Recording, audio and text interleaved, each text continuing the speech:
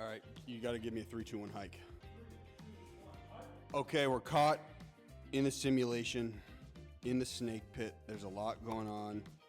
Guest to my right can attest. He feels like he just walked into a forest fire and he's just trying to navigate his way around. I promise you, I assure you, after these 15 minutes, you'll have a great time. I promise you. And I'm not Anderson Cooper. We don't ask any hard-hitting, deep-delving questions here. But before I introduce my guest on the right, who else is in the building? We'll start with my left over here. My man. Aaron, thanks for being here. Andrew, glad that you could be here, man.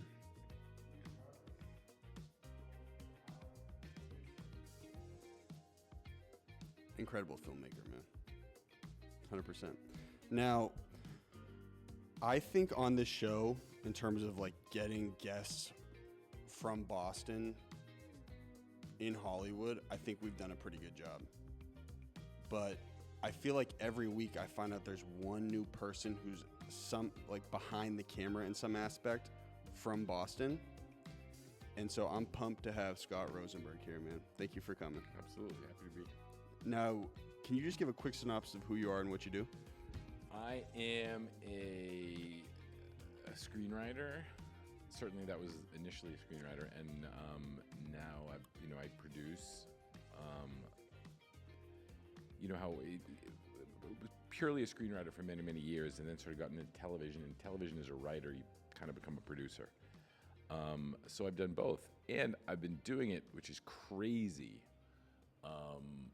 Somebody just pointed out to me, almost 30 years, which is nuts, especially because people in my position, we're kind of no better than ball players, really.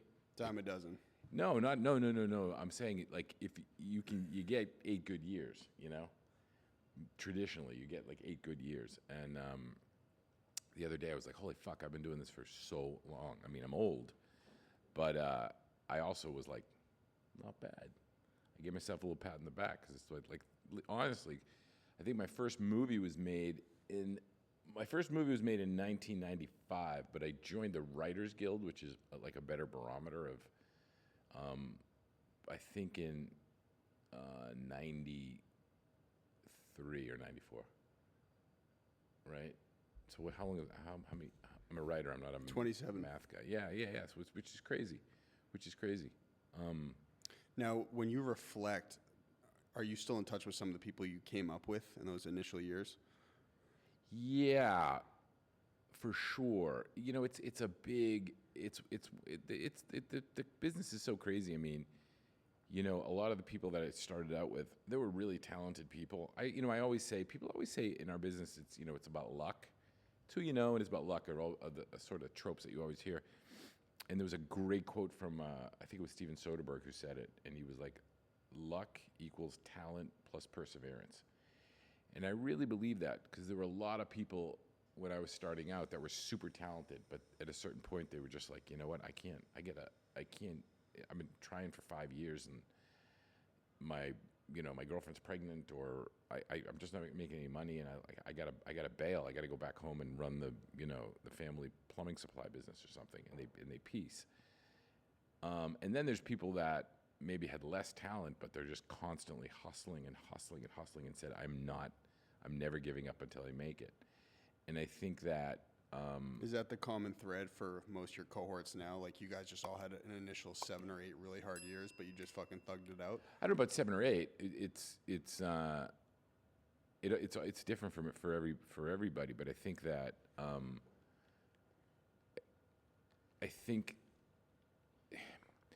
it's funny. The ones that I think most of the people that have made it, whatever you consider, making it, were the people that, and I've always said this, and it's like, it sounds so pretentious, but I think it's true, is that it's a calling. It's not, nobody, if you come here to make money, if you say, like, I'm going to go to Hollywood to make money, well, you're a fucking idiot, because it's the hardest. You have a better chance of just playing a lottery ticket than, selling a screenplay. You go because this is what you want to do. You want to tell stories using a visual medium. That's why you're here. That's what drives you. And then if you can figure out a way to get them to pay you for it, well, that's the gravy. You know what I mean? Mm-hmm. But and I think you see a lot of that. Certainly now, I've noticed in the last 10 years, because of the internet and because of just our whole society's obsession with instant gratification or preoccupation with instant gratification, and people like reading on the internet about the kid who was like 25 years old and came here and sold a script for $2 million. It was his first screenplay and blah blah blah blah blah. But those are rare. Anomalies. Mm-hmm. That's not the way it works. Traditionally, it's hustle. If you were to like talk to your 30-year-old self, or how I'm trying to do the math, you probably came here at 31, 32? No. I came here at 22. Actually, I had seen that. You chased a girl out here, right? Yeah. I chased a girl. That was from BU? No, she was from my hometown, but I'd always liked her, and she was my high school crush, and it kept through college. I was never interested in any of the girls because I always loved her, even though we were at different colleges. And then I was a writer. I was always a writer, but I was like, I'm going to write novels and move to Europe and, live in Amsterdam and smoke hash and write books. And then I found out that she was coming out here, just in the way that people from Boston, certainly back in the day, were obsessed with California. Even if you had no interest in show business, it was just, you live there in February, and then you see, it's always like the Rose Bowl game, right? When it's like you're mucking through the dirty snow, and you see Pasadena in January, and it's January 1st or whatever, and it's bright, sunny, and beautiful, and you're like, fuck, that's where we should go. I couldn't believe that I had been suffering through winters for that long until I came out here. I was like, wow, there's like really another way of life. Yeah. I mean, eventually you go the other way, and like now I'm so like I prefer. You crave seasons. I go to I mean, I live in the East Coast as well, and people are always like, why are you going there now? And I was like, it's February, and I was like, no, because and it's good writing weather too. But anyway, I followed her out here, and as I've always said, is if you're a writer and you find yourself in Los Angeles, eventually you learn about this thing called the screenplay, which you always knew intellectually, like somebody has to write the movies, but I never really actually thought about it. Like, wait, could this be a path? So yeah, I just came out here and started doing things, which was a lot of shitty jobs. What specifically? Well, what was the worst? It wasn't even so much about the worst. It was about, in the beginning, your initial impulse is, I got to get a job in the business, because even though I want to be a writer, I got to get a job in the business because I want to. It's more for the folks back home, right? It's more like, hey, guess what? I got out here on this stupid lark, this stupid fantasy that I have of making it in Hollywood, and you get to say, hey, guess what? I got a job. So I got a job. I had a note. I got a job through I don't even remember how I got it, for Dick Clark Productions, and it was a terrible job. It was 18 hours a day. They paid you like $50 a day. Again, this was in '86. Driving around this shitty car that I had.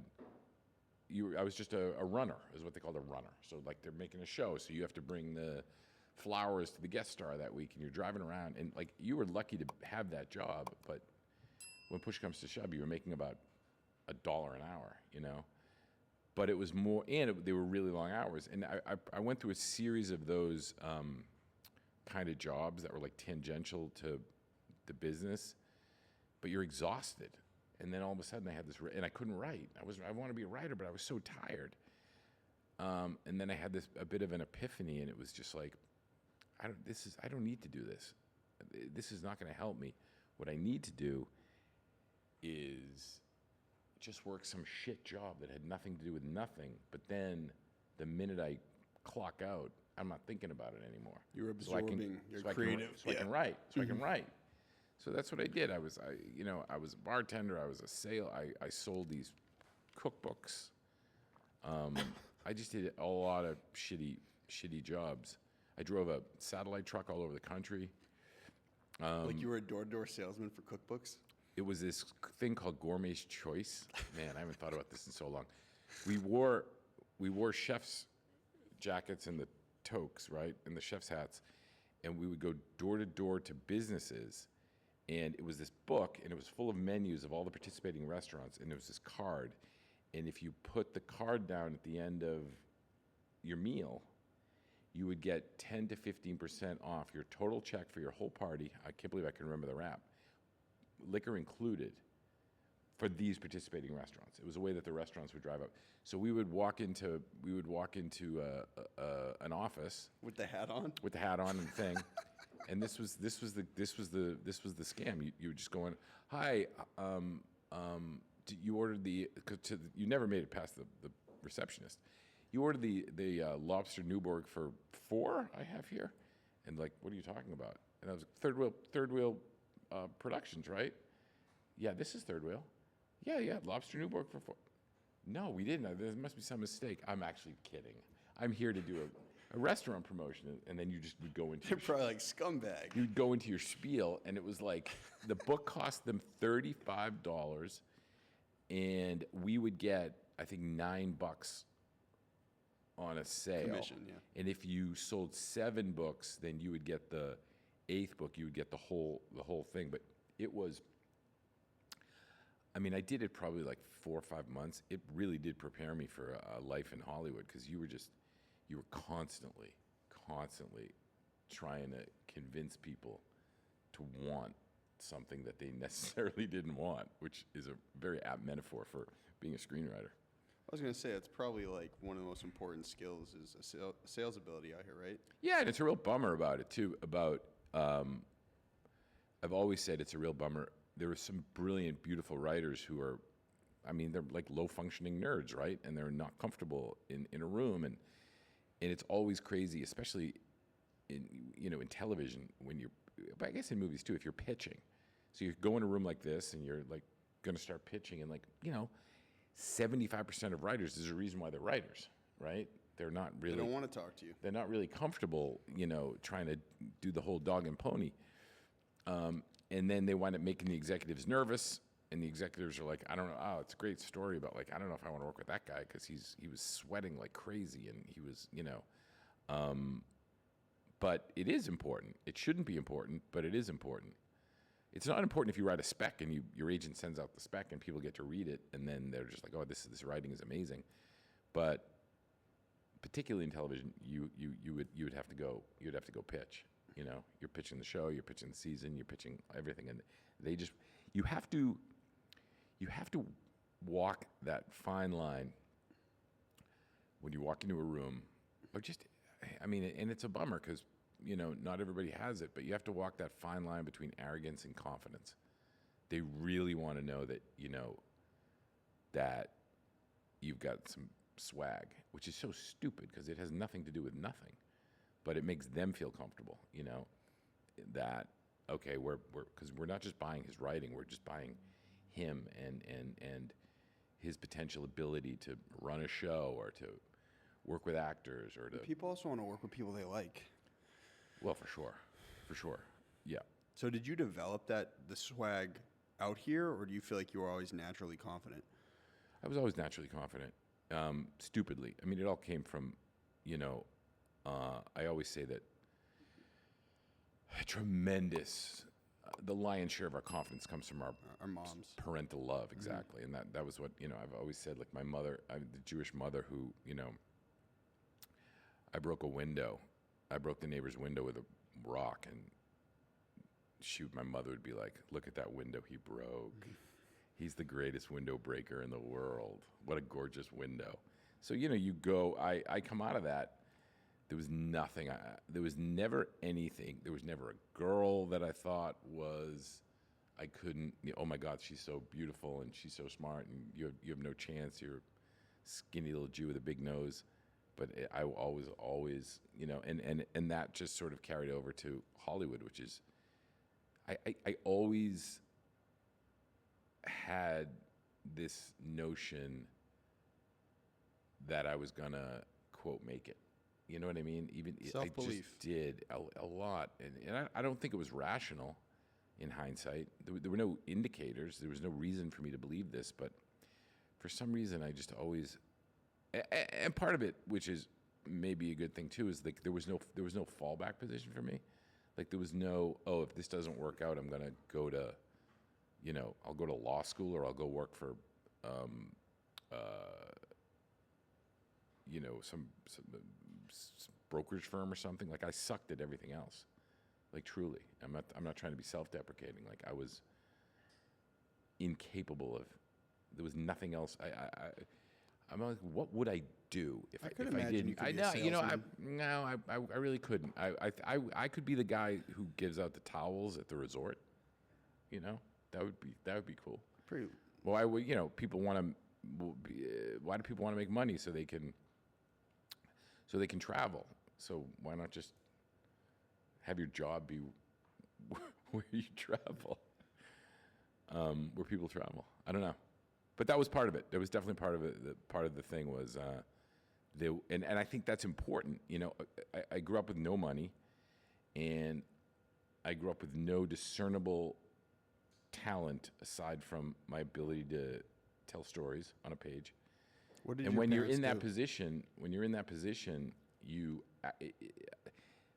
the thing that I see a lot out here. I'm sorry, now I'm just fucking lecturing, but the thing that I see out here a lot is people come out here, and they don't necessarily have that fire in their belly because they don't really need it. This is a thing. Like, I'm gonna go see if I can make it in Hollywood because my dad's loaded, and if I can't, I can always a lot of people come out here with the cushion, right? And which makes sense because most people to go on again to do something like this, to take this swing, you kind of have to have that cushion. Otherwise, like everybody else, they graduate college and they go to work immediately. Everybody here, they don't do that. They graduate college, or if some of you even go to college, when you're ready, at 22 years old, you come to Los Angeles or you go to New York City to make it, and you're kind of you how can you afford to do that? Like I get these calls, once every 2 months. My mother met your mother at a wedding, and I'm trying to make it in Hollywood, and most of these kids, or especially kids from Boston, they have wind behind them. You know what I mean? There's the parents are supporting them to come out here and to give it a shot, which is great. But I also think it removes a bit of that fire in their belly because they don't have to. Like I had no choice. You know what I mean? If I didn't make it, I don't know what was going to happen. Again, that doesn't mean I was guaranteed to, but I was always writing. I was always writing. And you guys are all so young, but they used to be these things. They were called typewriters. I'm sure you guys never seen one. Unfamiliar, I figured. And we had this. I had this electric typewriter, and it was, and I mean, I don't want to. I think I've romanticized it so much, my early poverty days, but it was. I didn't have a desk, and so I would type with the electric typewriter on my lap, and it generated a ton of heat. So I would have a towel in between, and like my roommates would come home, and I'd be sitting there like at 2:00 in the morning, like sweating because the fucking typewriter was so hot. But and then the thing about, this was before computers again, this is, I was doing it a long time, with a screenplay, which is something that you always need to be rewriting. So when you have to rewrite a screenplay that you've typed, you have to start over from the beginning. It's not like, oh, let's go to page 32 on the laptop and just diddly-diddly. It's like, shit. Oh man, I just came up with a great scene, and it's going to change the whole course of this movie, and it's going to make this movie great. Well, got to start page one. But again, I never even thought of that. So you had to be calculated about your edits too. To my point, well, you weren't though. But right, you kidding me? My point is, this is a very. If I recall, the question was something about what would I say to the 23-year-old version of me, and I literally went off on this tangent, but. It's what I always say to these kids who call me now. If you want to be a writer, you got to write. And don't think, most importantly, most critically, and I've said this a million times on podcasts like this and whenever I speaks to anybody about this, is I always ask them, they say, I just finished finished a screenplay and I'd love for you to read it. It would be an honor if you would read it and, guide me. And I always say the same thing. I say, out of respect for my mother and your mother who met at the wedding, I'm happy to, but let me ask you a question. How many scripts have you written? And they're always like, well, this is the first one. And I'm always like, okay, I'll read it, but it's going to suck. I promise you it's going to suck. Because it's your first script and you're just learning right now. You're learning it. It's like anything else. I think I wrote 14 scripts before I got an agent. And I think Things to Do in Denver, When You're Dead, which was my first movie that got made, was like my 16th script. And by the way, so many of those scripts were terrible. I go back and cannibalize little parts from them. They had flashes of decency, but they were not good. That was the other thing too.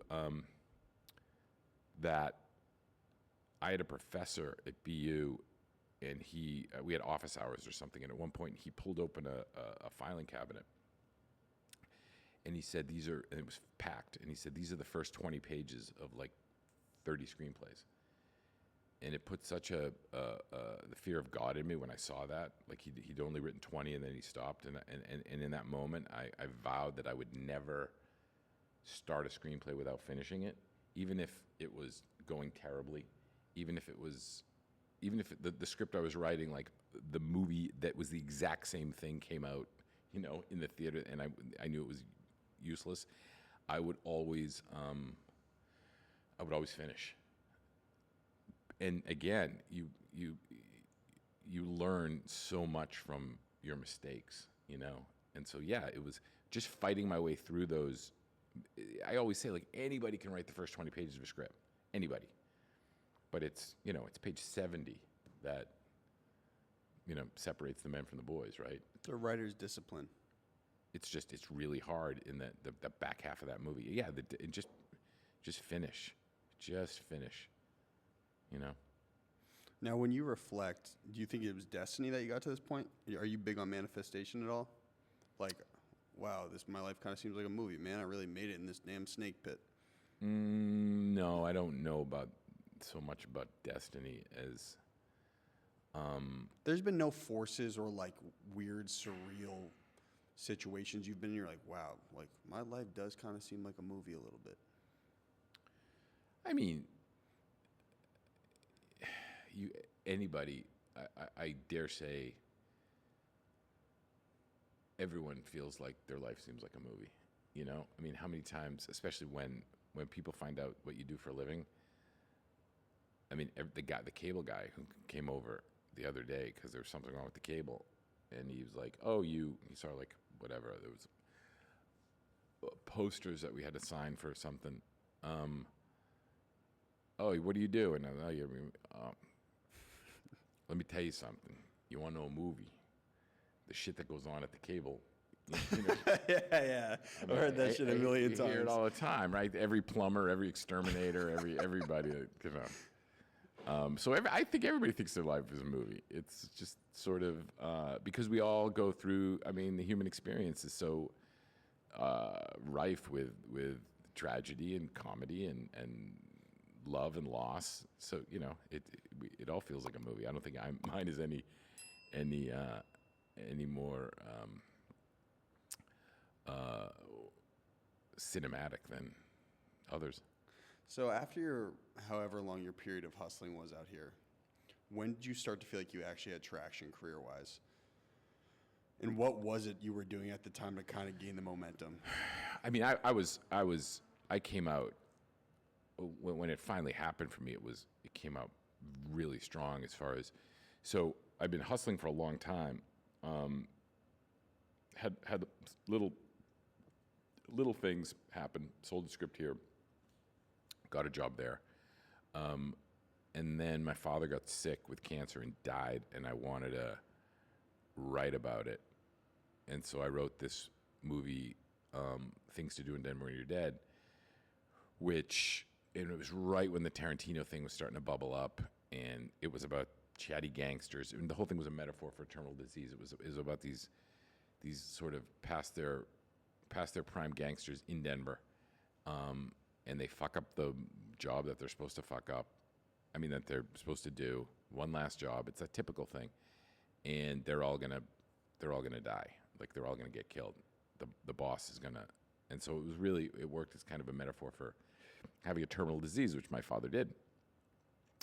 And it was just one of those scripts that I don't know if it still happens, but back in those days, it was crazy. Like when a script, everybody was talking about it. Everyone was like, "Oh my God, this script! You got to, to the point where that's how it got made." Because how did you feel at this time? You're hustling for 5-6 years. Yeah, and it was. You It have was excitement. Yeah, it was. Yeah, but it was still early. I didn't know that it was going to go as well as it did. And how it happened was, all these actors. It was just got passed around, and all these actors were like super into it. And Harvey Weinstein was taking all these meetings with actors. He would have general meetings with actors, and they were all bringing up the script to him. So he literally called my agent and was like, who is Scott Rosenberg and what is this script? And then they read it. They wanted to make it. And off of that script, I got called from Touchstone Pictures. And they were like, we have this article about this plane that the government uses to transport prisoners from prison to prison, and we want to make a movie out of it. Can you figure it out? But we don't want it to be Die Hard in a plane. So I was like, yeah, sure. And I went and I flew around on the planes, and I met all these guys. How old are you? At this point I was 32 maybe. And they were like, okay, we want you to write a treatment for it. In those days, they made you write a treatment for it, and we'll make a decision. So I wrote a treatment, and I was waiting for them to. So Denver was just starting to get some momentum, and I'm waiting for Disney for Touchstone to get back to me about if they like Conor, and I was in Boston, and I guess I was younger then. I was probably 29, and all my friends growing up were the guys they were all snowplow guys, right? They were landscapers, and we were all like turning 30, and none of us could commit to the girls in our lives, and it was a really, really snowy. I was in my childhood home.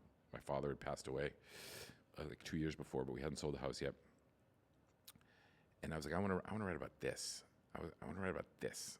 I'm so tired. I feel like all I've been writing about are like guns and violence, and I want to write about this. What's going on right now with my buddies nearing 30 and not being able to deal with the women in their lives. And I said to my kid brother, he always remembers it. I said, I'm going into my room, and I'm going to write a movie about guys, and it's going to be called Beautiful Girls.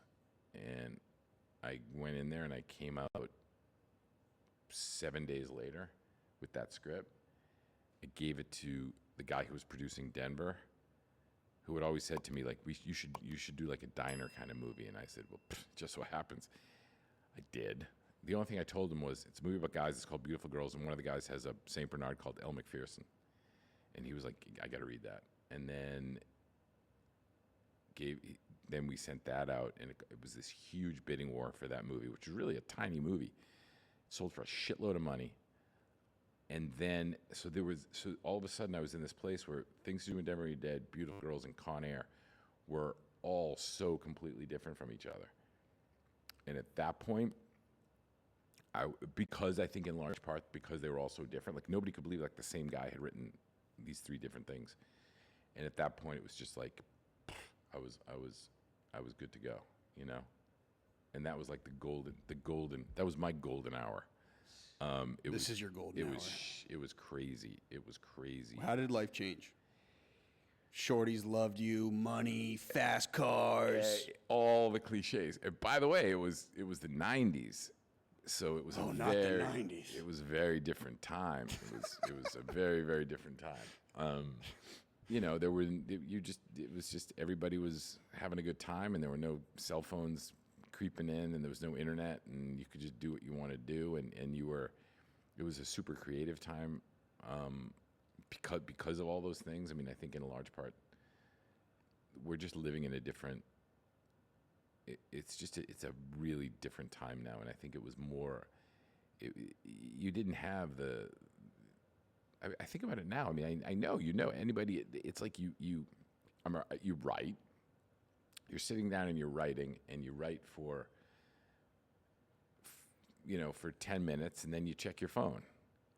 But I always say, like, the thing that's so unfair is if the guys who work for the roads, who work, Pave, yeah. if on their shovel, if on the face of their shovel they could access like the internet. They could look at porn, and they could read the New York Times, and they could check social media. Not one fucking whole ditch would be dug. You know what I mean? So it's this crazy thing that you're sitting there and you're working, but like with another few clicks, you can be so easily distracted to a point where there's always that time where, and I think it's really helpful, where you just have to go and say, I'm not.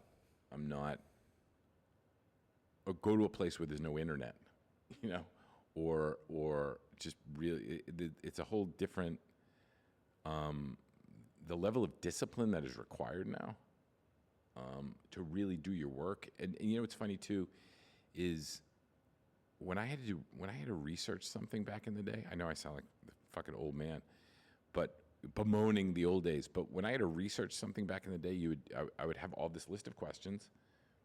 And then I would go to the library, right?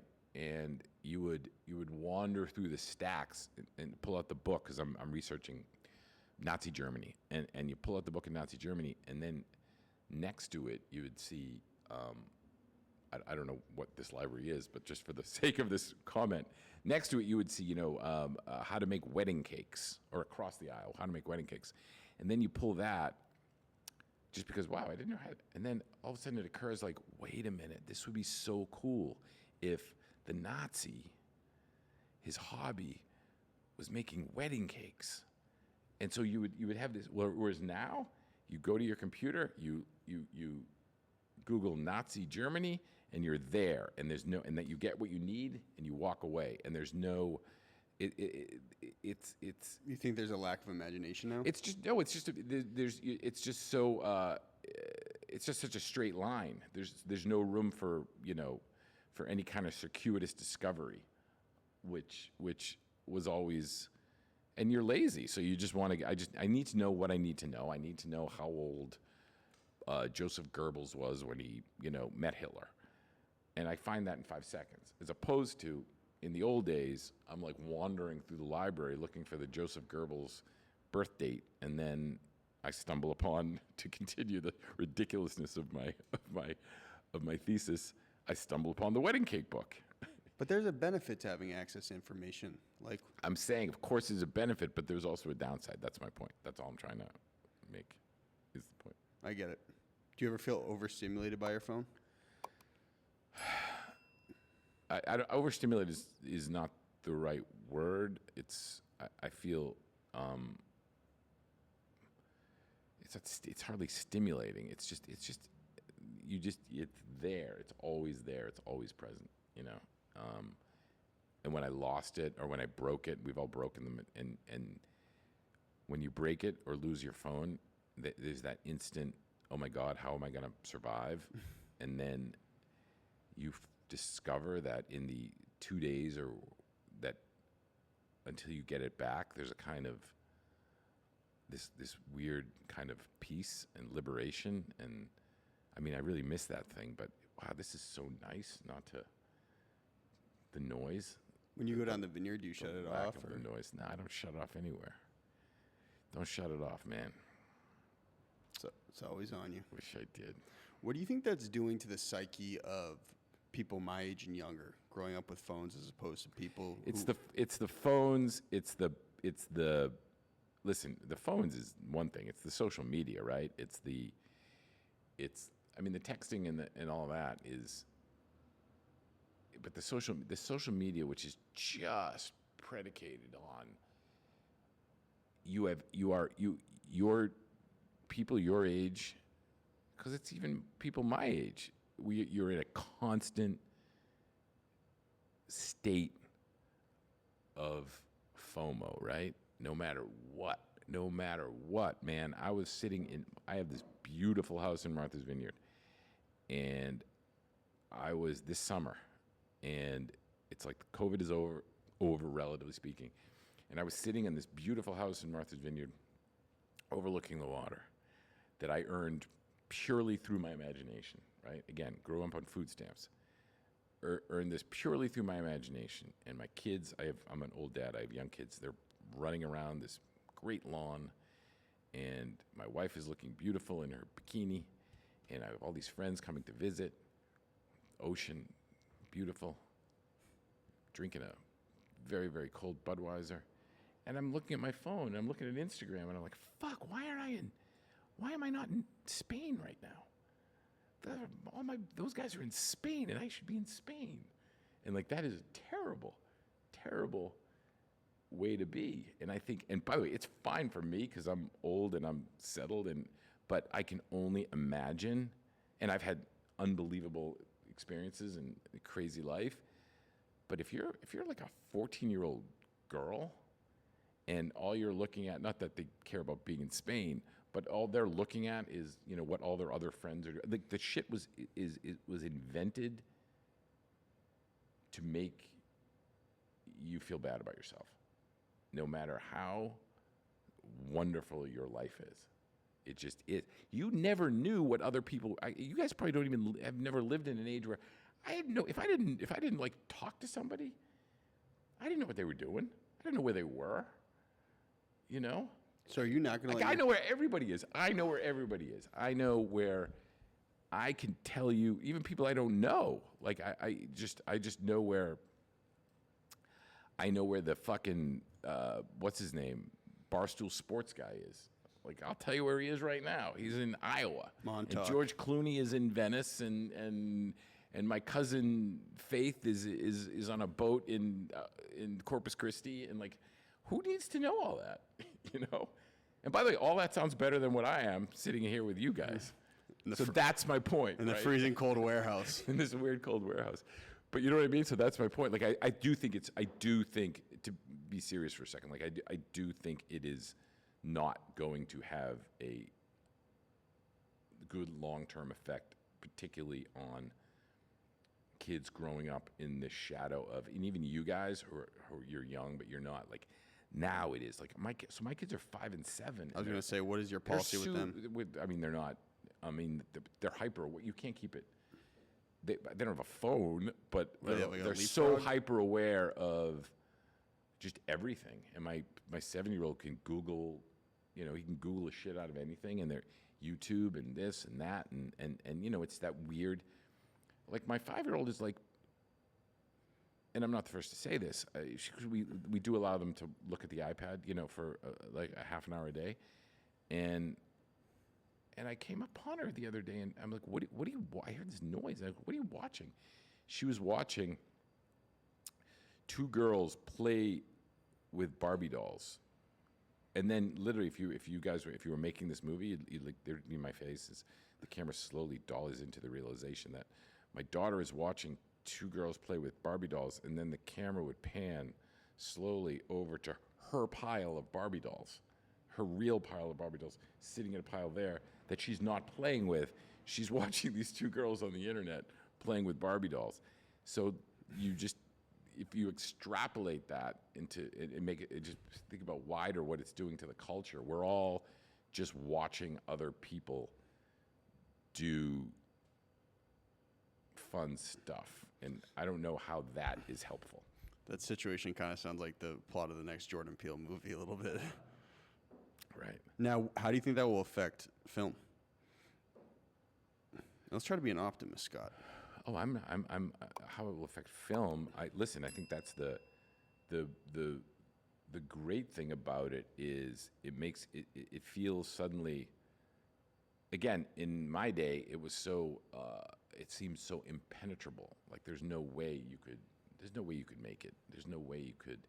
And now it just feels like, because everybody is sort of savvy and everybody is sort of aware of the camera and what the camera does, and I feel like I am optimistic about the generation to come as far as that goes. But it's the bigger concern is the stories that they choose to tell. You know, what was the Spider-Man? It was the one prior to the one that just came out. It was all about like being in a simulation. Everyone was on their phones. The one with Jake Gyllenhaal. Yeah. I thought that was a really clever play on where society's at right now. Yeah. You saw that? Yeah, I did.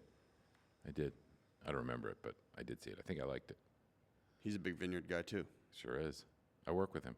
Nice. Do you ever go to that farmer's market down the vineyard, West Tisbury? Of course. Yeah. Yeah. The alpaca farm comes in and they sell all this stuff. Yeah. Now, Luke helped me prepare for this. He's a big Beautiful Girls fan because he's in his 30s and from Massachusetts, and he's newly in love. Now, we've had a few debates about being in love on the road to success and on the come up. Do you think it's a necessity, or do you think it's a distraction? Like, if you in your 30s, were you really falling in love with chicks out here, or were you like, no, I'm kind of just a bachelor? I was with not my 30s, my 20s. I came out here when I was 22. 22 to 29, I was with, these are the lean years.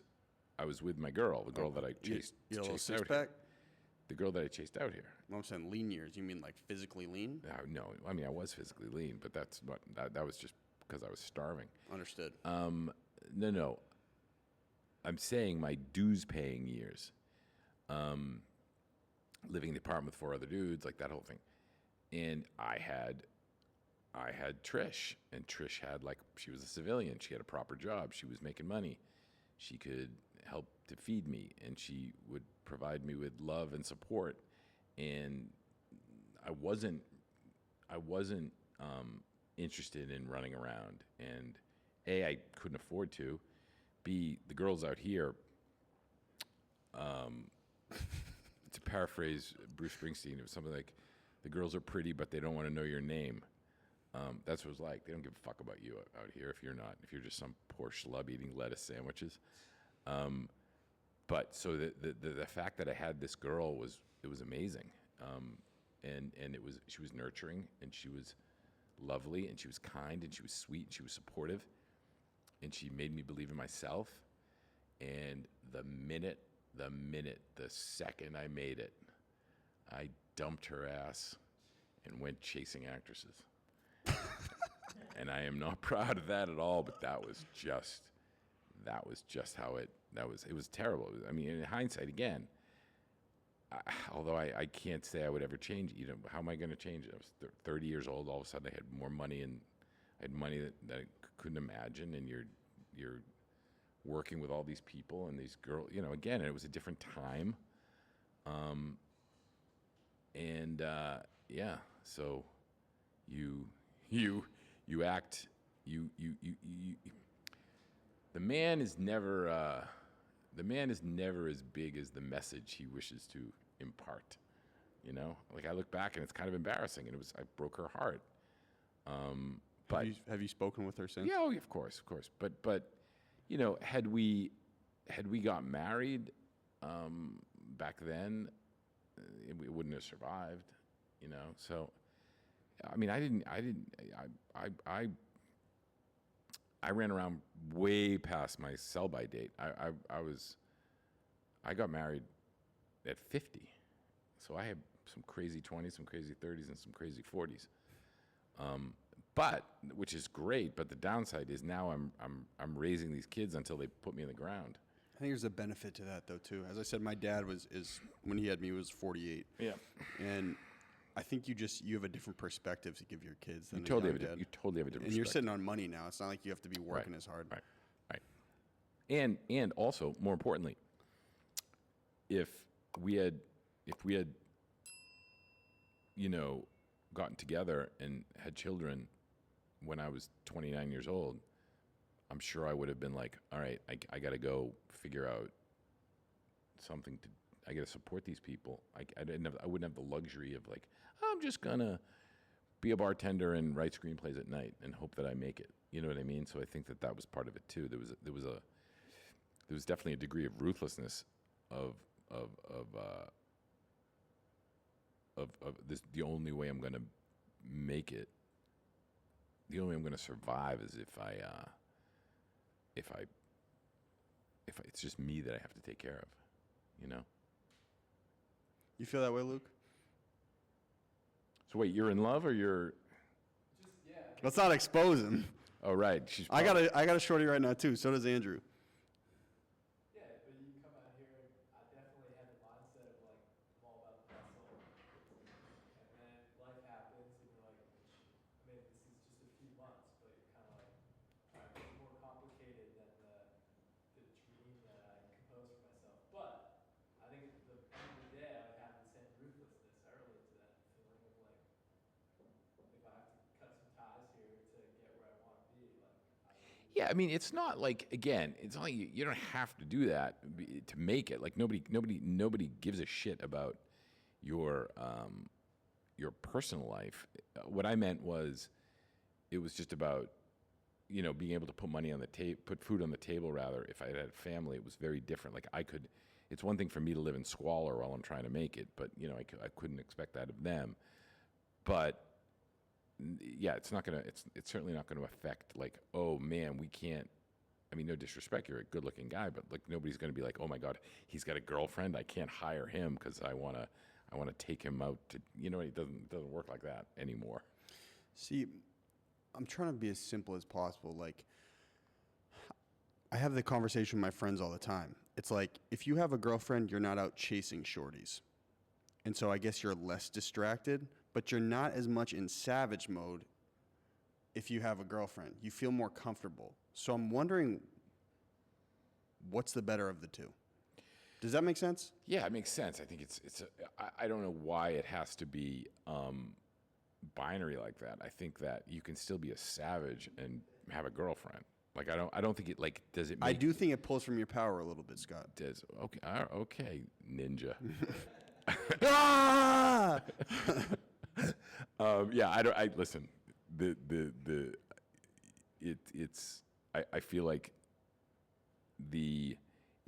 again, it depends what you want to do, right? I was a writer. It's a very different thing.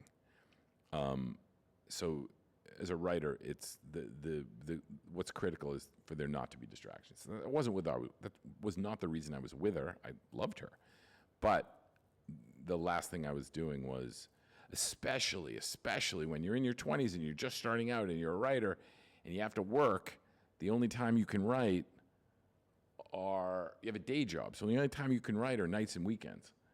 So the last thing you want to be doing on the time that you're supposed to be focused on this thing is running around, you know, at the club, you know? So that just seems just a logical. How many times have you been in love? How many times have I been in love? Like, yeah. What a weird question for this. I'm Dr. Phil. For this, you're not going to get me to cry. I've been in love, I would say like love. I mean, I had crushes on girls that I thought was for sure love, and then in hindsight, turned out not to be so, just infatuation. But I actually like to shallowly believe that my infatuations were actually love. So if you look at before you give me the answer, I just want to preface this. We've had about 5 writers on here. Yeah. And all of you guys are heartthrobs. Like, it just drives the writing, it seems. You guys, like, love to be in love. Well, yes, of course. I think that there's an inherent, every great story has at some part of its core a romanticism, even if it's not like a physical, like, or a love between a man and a woman, or a man and a man, or a woman and a woman, just a love, just love. So I think that we're drawn as storytellers. We're drawn to that because it's about people, right? Where it's about characters. It's about people being together. And so I think that I completely understand that. But I am going to, for the sake of this podcast, which might someday be viewed by my wife, I am going to say that I've only been in love once. Very political. Susan Rosenberg did not raise a stupid boy. How do you know if you're in love? What does it feel like?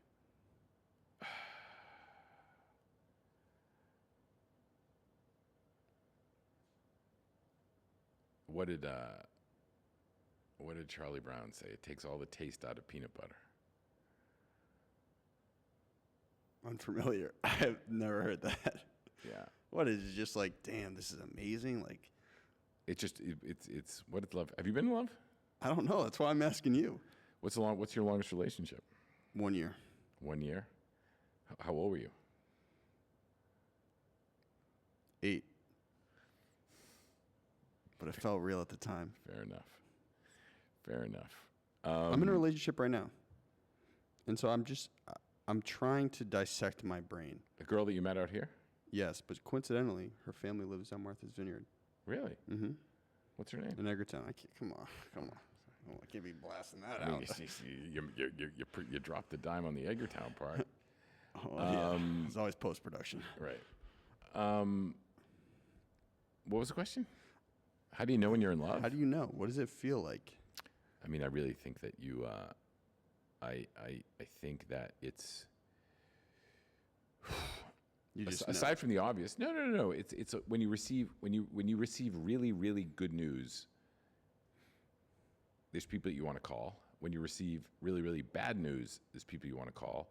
When you receive good news and bad news, when you want to call the same person upon receiving good news and bad news, there's a pretty good chance that you're in love. I like that. That was nice. Yeah. Actually, that simplifies it. So, Luke, are you in love, bro? We'll find out. Okay, awesome. You got to get some good news.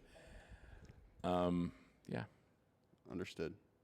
Now, I think your perspective is interesting for us three because we've all been here for less than a year. You had said in a prior, some sort of written something, you were like, you want to keep all your friends, if you're in the industry, outside of the industry. You still believe in that? What I meant was, it's wildly insular. And believe me, I spent a good part of the whatever we're calling it, my golden hour, just running around with people who, it was actors and agents and producers and directors and you all of a sudden you just found yourself in that constant, all you were talking about was work, the business. And if you're a guy who wants to tell stories that connect with that try and convey the human experience, just being submerged in this bubble is not necessarily the best way to do it. So I'm not saying you should not truck with anybody in this business. Of course not. I have great friends out here, but I'm still in touch with all my buddies from Boston. I see them a lot. I have a ton of friends in New York. I have a ton of friends just outside the show business kind of thing. And the older you get, even more so, because most of the people, like I really don't hang around with. I hang around with so few people in the business now, when that used to be all I did entirely. And I think I'm better for it. Again, nothing against but it's just like, I'm a writer. I shouldn't really be obsessing over how much Jordan Peele's going to make that opening weekend. You know what I mean? I feel like in the long run, that should not in any way like penetrate. But I used to, believe me, I had a fervor for the information and the trades, and then by the way, that's another thing too. We were talking about the social media just making you feel bad is a little of that too. Is like you could be killing it, and then you read about somebody else who's just signed an overall deal with blah blah blah blah blah, and then all of a sudden there's that moment where you feel bad about yourself, and you don't want to be. You want to be. It's a famous quote from Balzac. If you will forgive me my pretension, about how it's not our own success we want as much as we want our friends to fail. You feel that way? I feel that is the way it is out here in a big, or it used to be. Again, I'm saying all this not connected. My career is going, I'm doing amazing now, as good as I've been, but I'm not as connected to the machine as I used to be. Having, again, I have a wife, I have kids, I spend a lot of time not in Los Angeles, and all that conspires to just, I'm just not as dialed in. But I do think that,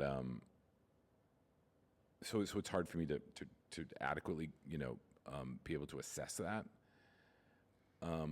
But I do feel like it certainly used to be like people would you pick up the trades and you'd be like, oh, fuck. Like I think it's really okay for me to say I was doing Conor, I think Conor or Gone in 60 Seconds, one of those Nick Cage movies, and Nick at the time was the biggest. He'd won an Oscar for Leaving Las Vegas. He was a $20 million a movie action star.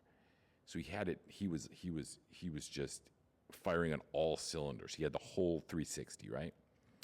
And I was sitting in his trailer.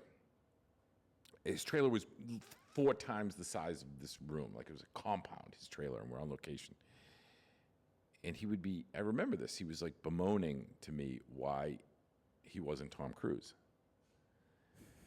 And I said, Nick, I guarantee somewhere in some similar trailer, maybe slightly larger than yours, Tom Cruise is sitting there talking to some skinny schlub like me saying, why am I not Tom Hanks? And I guarantee Tom Hanks is sitting somewhere in maybe even a larger trailer than Tom's or Nick's. And he's saying to somebody, why am I not Steven Spielberg? And that it probably ends at Spielberg, because I don't think Spielberg's like, why am I not God? But I think that is the thing that happens here in Hollywood. It happens everywhere. It happens here. It's so much easier. We all tend to look at like who's doing better than all the people that we're doing better than. You know what I mean? Everybody who is quote unquote successful in Hollywood should just be so happy that you have this incredible job. You get to tell stories. You get to play, the play act, right? The same thing that we were talking about with my daughter and the Barbies. You get to do that, and they pay you to do it, and you get to do it all over the world, and you get to tell these great stories. No matter where you're at, whether you're doing some police procedural for CBS or you're doing the George Clooney, Julia Roberts movie, it's like everyone should just be happy and not constantly be bemoaning all those who have it better or are doing better than you. But I'm sure envy and jealousy were both good drivers for you early in your career, right? Sometimes it's a good thing. Like, yo, that dude's fucking killing it. I kind of want to bust my ass so I can get what he has. Not really. It wasn't. Envy wasn't a driver. These days, there's a handful of people, not a lot, but there's a handful of people that I know genuinely hate me in Hollywood. The snake pit. And that's a real driver for me, is like I like that they have to like read about me or look at the Jumanji opening weekend, and like, because I know it pisses them off. So yeah, to solely to annoy those who wrongly dislike me, that is my current driver. So you feed on the negativity. It's very East Coast of you. Yes. As do I. Yes. Well, we got to wrap it up, brethren. But we start and end these episodes one way. I'm going to explain you how to do it just once. You have to execute. But before we do that, did you have a good time? This was great. Thank you, man. Absolutely. Soaked up a lot of game. Did you guys? All right, sweet. Luke, you're really in love. That's awesome, man. He's in love with me? His girl. Oh, Okay, so this is how we start and end the show. You say, hi, your name, and this is my golden hour. Directly after no break, hi, your name, and that was my golden hour. what? I told you I was going to say it once, man. Hi. Wait, I gotta like hype you up first. Hold on. 3, 2, 1. Okay, we are in the simulation. Look at the LED screen behind me, but more importantly, we're in the snake pit. And across from me here, we have a snake pit survivor. I consider myself the master snake, but this guy, he's the king cobra. Take it away, brethren. Hi, I'm Scott Rosenberg, and this is my golden hour.